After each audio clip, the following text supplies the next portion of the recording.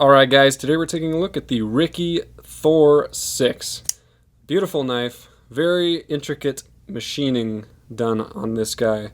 The overall length is 7.5 inches, blade length of 3.25 inches, and it is M390 steel.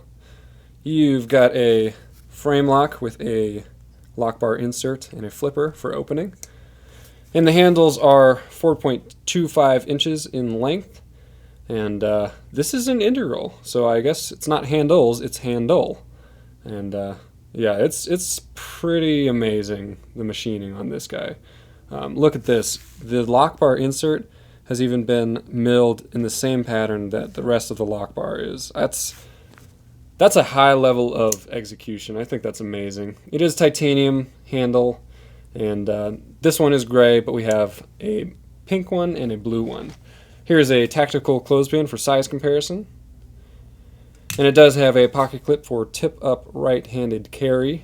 And it weighs 2.82 ounces. Go ahead and buy this knife at bladehq.com. This is the Rike Thor6.